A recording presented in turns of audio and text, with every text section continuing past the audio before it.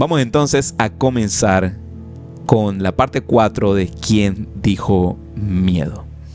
El versículo que hemos estado viendo para comenzar lo hallarás en 2 de Timoteo, capítulo 1, verso 7, que dice de la siguiente manera: Pues Dios no nos ha dado un espíritu de timidez, sino de poder, de amor y de dominio propio.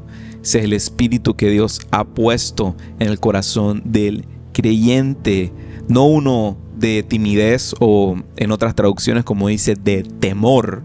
Dios no ha puesto temor en tu corazón, sino que ha puesto poder, amor y dominio propio. Y el tiempo que vivimos hoy en día, lo que es el miedo, lo que es el temor, se ha vuelto algo de todos los días. Y ya no son temas de que uno de repente ve que hay en las noticias, sino que en redes sociales, cuando de repente comparten en grupos de WhatsApp, pareciera como que malas noticias es lo que nos persigue por donde sea que vayamos. Y es verdad, o sea, es algo que es de esperarse porque los tiempos finales se están acercando y es algo de todos los días ver guerras iniciarse, enfermedades, pandemias, problemas económicos, mercado de valores decayendo, gobiernos en decadencia, locuras que pasan cada vez más desatadas en la sociedad de hoy en día.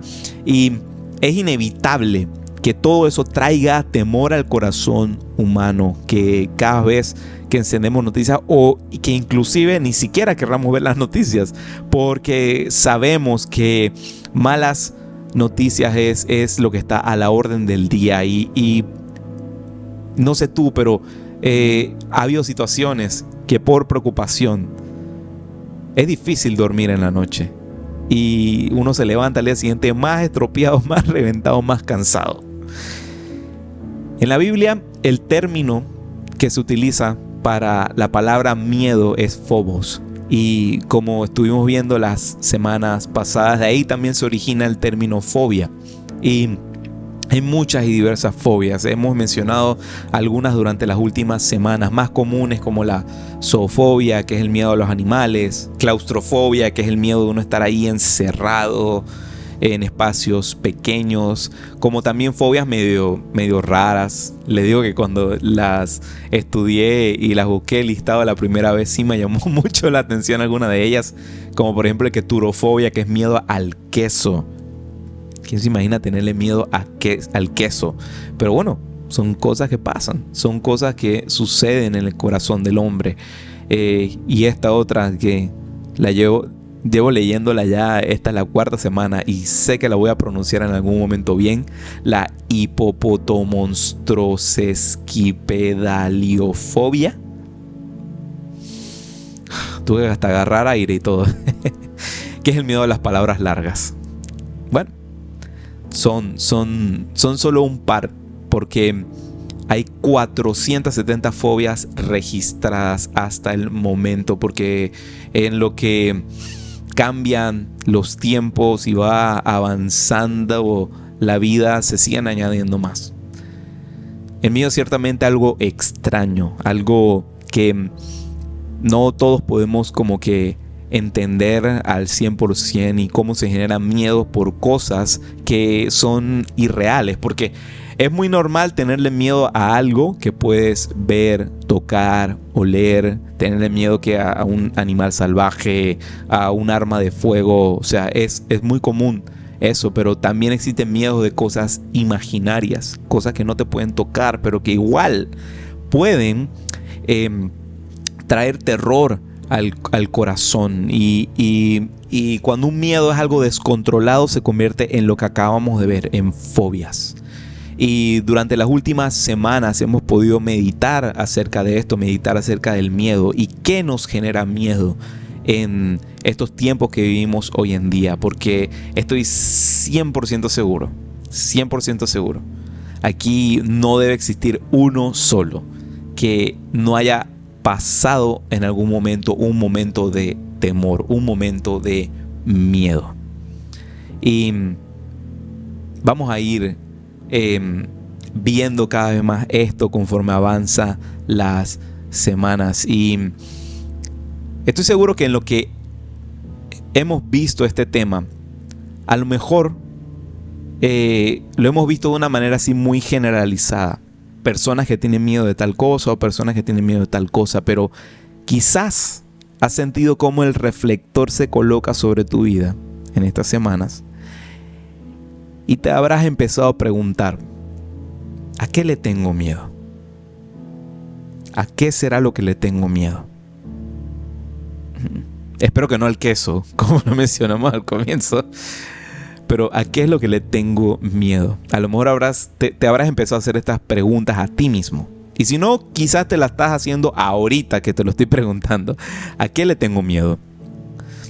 ¿Será que le tengo miedo al futuro? ¿Será que le tengo miedo a que mis planes, mis sueños no se cumplan? ¿Será que tengo miedo acerca de mi economía? ¿Qué será de mi economía el resto del año, el próximo mes? ¿Acaso tengo miedo y duda sobre la situación que estoy viviendo actualmente en mi familia? A lo mejor tengo miedo de si acaso llegaré a formar familia en algún momento de mi vida, o si acaso perderé la familia que tengo ahorita. ¿Acaso tendré miedo sobre qué pasará con mi trabajo, con mi emprendimiento, aquellos que son emprendedores? ¿O miedo sobre qué será del futuro de mis amigos o incluso de mi iglesia? Porque sí, hay momentos en los que uno se pregunta todo eso. Y pareciera como extraño, pero el desconocimiento de qué es lo que sucederá a veces termina siendo peor que el mismo miedo, porque a veces cuando uno lo tiene anunciado ya uno sabe a qué atenerse, pero el desconocimiento del futuro termina siendo algo más potente que conocer qué es lo que sucederá al horizonte. Y esto puede ciertamente generar ansiedad en la vida diaria y robar esa esperanza del futuro venidero, de lo que traerá. Ahí de repente comenzamos a perder la esperanza de que vendrán cosas buenas, porque estamos todo el momento pensando: como no conozco lo que vendrá, quizás vendrá algo malo, quizás vendrá algo malo. Y es allí cuando la palabra de Dios termina siendo la mejor herramienta para traer perspectiva nuevamente a nuestra vida y a nuestro corazón, traer la perspectiva correcta a nuestro corazón, que a veces divaga tanto por las imposibilidades de la vida.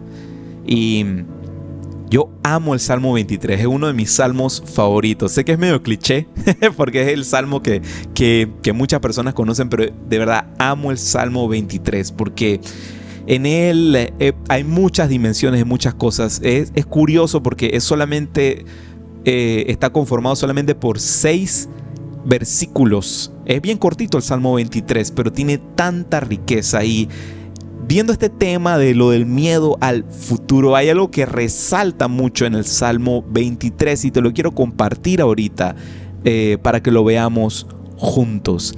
Aquí te lo voy a colocar en pantalla. Mira lo que dice el Salmo 23. Y ahí lo fui resaltando. Hay algo muy curioso, porque cada una de esas partes que están resaltadas están dirigidas a el futuro. No al presente ni al pasado, está dirigida hacia el futuro. Podemos ver ahí que David comienza diciendo: Jehová es mi pastor, nada me faltará. O sea, nada del futuro será ausente de mi vida, nada me faltará.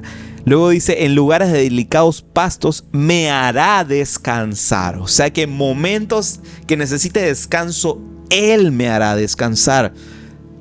Después dice: confortará mi alma. O sea, cuando mi alma necesite ser confortada, necesite ser consolada, Él lo hará. O sea que ya de futuro Él nos está diciendo: Él confortará mi alma. Después dice: me guiará por sendas de justicia por amor a su nombre. Él me guiará en el futuro cuando necesite una guía, cuando necesite saber qué pasos y qué decisión tomar. Él me guiará en el futuro. Lo siguiente, aunque ande en valle de sombra de muerte, no temeré mal alguno. Cuando venga un mal en el futuro, no temeré aquel mal, porque Él está conmigo. Y es lo que dice el siguiente: porque tú estarás conmigo. En el futuro, lo que sea que se traiga a ese futuro, Él estará conmigo. Tu vara y tu callado me infundirán aliento. Cuando me haga falta fuerzas, cuando me haga falta aliento, ahí estará su vara y su callado infundiéndome esa paz, ese aliento, ese extra que necesito para seguir adelante. Todo esto son promesas de parte de Dios para nosotros, para nuestro futuro. Y es impresionante cómo Dios envía su palabra. Cómo nos dice estas líneas que, a pesar de que existan situaciones que no se han manifestado todavía en nuestras vidas, nos ha llamado a caminar en la seguridad de que si llegásemos a pasar por tiempos difíciles, podemos contar con que Él ya estará allí. Él ya estará allí. Él ya tendrá la respuesta. Él ya tendrá la guianza. Él ya tendrá el camino correcto para tu vida. A Dios no se le escapa ningún detalle, ni el más pequeño de nuestras vidas. Nada lo toma desprevenido. Nada. Es loco pensar eso, porque a veces creemos que todas las situaciones que se dan al día a día, por ejemplo, incluso las cosas mayores, como lo que vivimos en el 2020, a veces es sencillo pensar de que son cosas que suceden por casualidades o por qué sé yo, por situaciones fuera de control. Pero toda la historia Dios ya la conoce.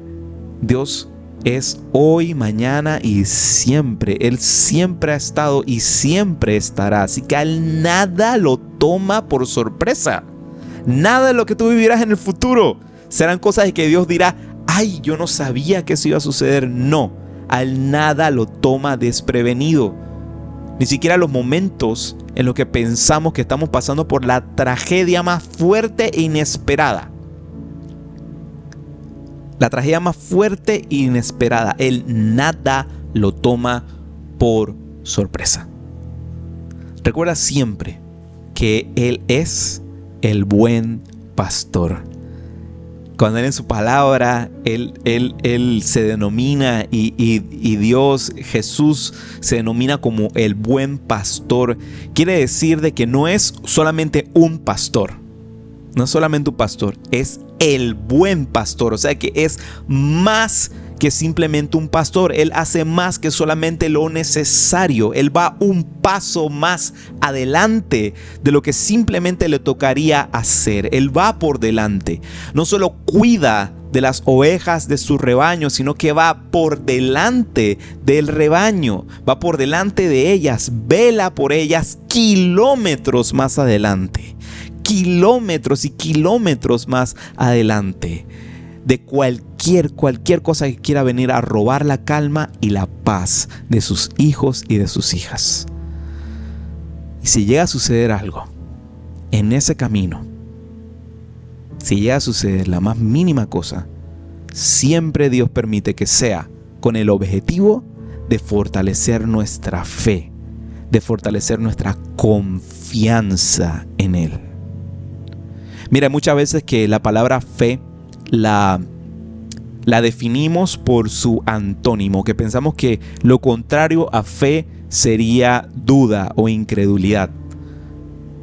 Pero no del todo. El contrario de fe yo lo definiría mejor como control.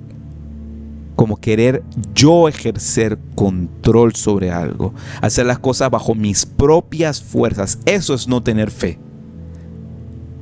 Más bien que el tener fe es el tomar y el depositar el control de las cosas en las manos de Dios. Eso es tener fe. Eso es la fe. Lo contrario a fe no es duda. Lo contrario de fe es yo querer ejercer el control sobre las cosas. Y Dios tiene y siempre tendrá el control de todo. Y cuando pasan situaciones difíciles, siempre van a terminar siendo con el objetivo de fortalecer nuestra fe. Porque, y esto anótalo, el futuro será incierto, pero Dios no. Te lo repito, el futuro será incierto, será desconocido, pero Dios no. Porque Él es cierto y Él se da a conocer. El futuro será incierto, pero Dios no. Cuando estemos avanzando al horizonte, podemos tener la plena confianza en que Dios estará del otro lado. ¿Has visto de repente así cuando ves al horizonte, así sea en una playa o algo así, ves que llega un punto en el que ya como que se pierden las cosas de la vista? Claro, porque la tierra es redonda. Ahí los que dicen que la tierra es plana, bueno, que el Señor tenga misericordia de ustedes, pero ya ves de que de repente llega un punto en el que se pierden las cosas así, a lo lejos. A mí me encanta cuando la Biblia dice que Dios se revela a través de su creación. Y para mí esa es una de las maneras de saber que a pesar de que hay puntos donde ya mi vista no llega, donde ya mi proyección de mis planes, de mis anhelos ya no llegan, Él está esperándome allá del otro lado. Él está esperándome allá al otro lado del horizonte. Él está habitando en el futuro también y Él me está esperando. Él te está esperando. Puedes tener la plena confianza en que Dios estará del otro lado, cuidando y pastoreando tu futuro. Pero ten claro algo, que la manera de acceder a aquello es a través de la fe. Es colocando tu confianza en sus manos, colocando el control en sus manos, las riendas de tu vida en manos de Él. Quiero leerte un versículo para ya finalizar, que lo encontraremos en Jeremías capítulo 17, versos del 7 al 8. Lo tengo aquí resaltado. Dice de la siguiente manera: bendito el hombre que confía en Jehová, cuya confianza está puesta en Jehová, porque será como el árbol plantado junto a las aguas, que junto a la corriente echará sus raíces. No temerá cuando llegue el calor, sino que su hoja estará verde. En el año de sequía no se inquietará ni dejará de dar fruto. Ese es nuestro objetivo. Cuando estamos plantados en el Señor, cuando tomamos la decisión de no poner mis esperanzas en un puesto de trabajo, en personas o en ninguna otra cosa externa, y decidimos sembrar y plantar nuestra confianza total y completamente en el Señor y empezar a tomar decisiones fundamentadas en lo que agrada a Dios, no lo que agrada a mis anhelos y lo que agradará a terceros y cuartos. Tomar decisiones en lo que agrada a Dios es como lo que yo te acabo de leer. Es como lo que describe aquí Jeremías 17. Es como un árbol plantado que no se mueve por nada, que sus raíces están junto a corrientes de agua, o sea que está junto a donde proviene su provisión, lo que lo hidrata, lo que lo llena de minerales, de lo que necesita, sus raíces junto a corrientes de agua. Y que cuando vienen tiempos de calor, cuando llega el calor, su hoja esté siempre verde. Tiempos de calor son tiempos en los que sí, la situación se pone color de hormiga, se pone difícil, pero como está sembrado junto a las corrientes de agua, junto al agua que da vida, se podrá prender todo a tu alrededor, pero tú seguirás teniendo hojas verdes y nunca estarás en el año de sequía sin dar fruto. Porque aquí la palabra de Dios nos dice, hey, va a haber años de sequía. Y no me dejará mentir, mira, mi generación, los millennials, somos la generación que más depresiones económicas hemos vivido. Hemos vivido alrededor de, ya estabas venir haciendo la cuarta recesión económica. Somos aquella generación que la ha pasado complicado, que muy pocos han podido comprar casa y demás cosas. La planificación monetaria ha sido complicada para mi generación. Pero mira lo que me dice la palabra de Dios. Estando sembrados en Él. Sembrados en Él. Podrá venir quinta, sexta recesión económica, sequía, pero nunca dejaremos de dar fruto.